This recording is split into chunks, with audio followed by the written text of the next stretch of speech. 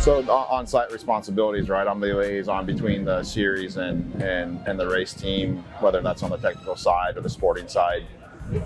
Handle those problems, and then additionally, just help with each individual team. I have a good background and pedigree between my racing and my technical side, and so I can help all programs in every aspect if they need my help or assistance. If I see something that they might overlook, or maybe the riders can improve on the racetrack, and just make sure you guide them in the right direction and give that feedback so they have the information to use and try to improve their program. The more we try, the more encouraging results we got.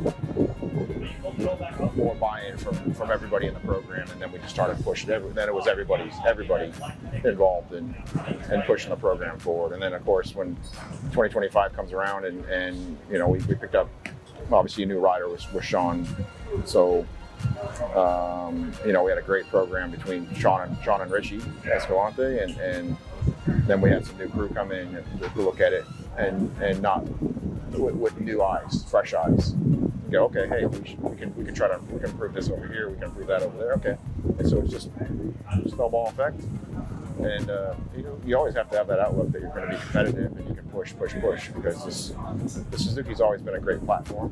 Yeah, it's needed an update, which we'll get for 2026, but it's still one of the best handling motorcycles on the grid.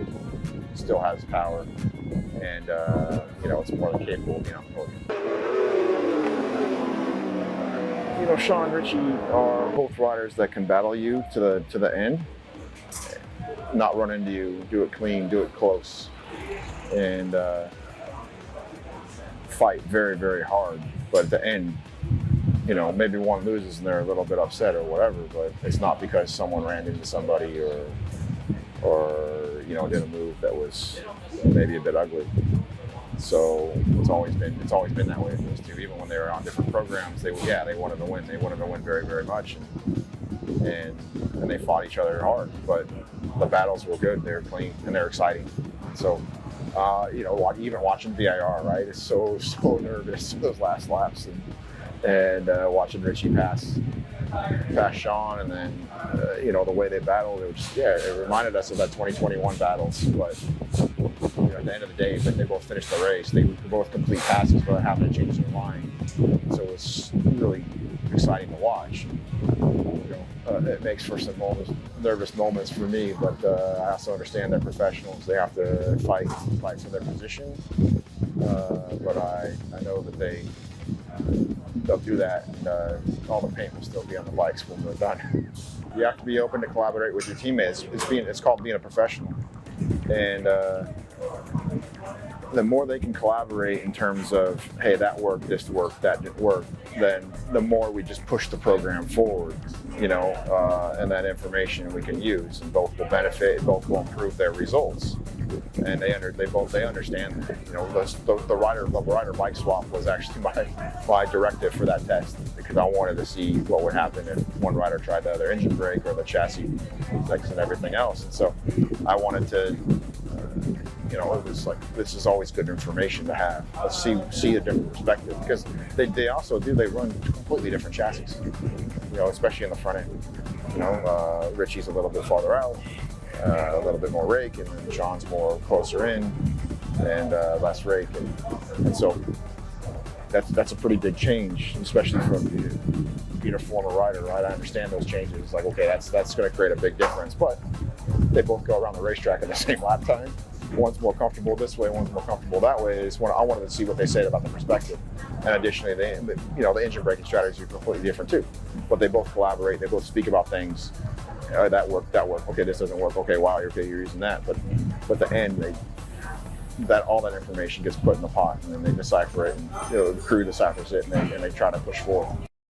The goal for the rest of the season is podiums, the be as competitive as we possibly can. So Superbike's a very hard class, as we've seen, very competitive with great riders, great motorcycles.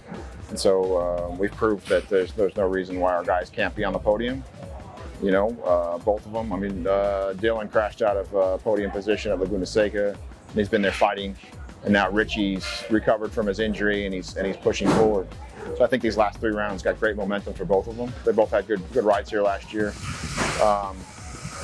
So yeah, we're not stopping. We're going to continue to push in that direction, and that's the goal.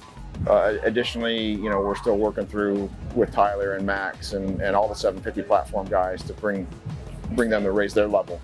I think we got a couple good rounds now for us, and Tyler's going to be healthier for this round, and so the goal is to push that 750 program or the Super Sport program farther up, and then continue the momentum with Superbike.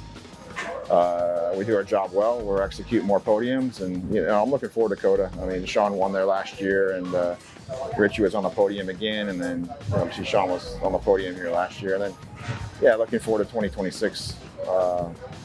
The new platform looks quite good.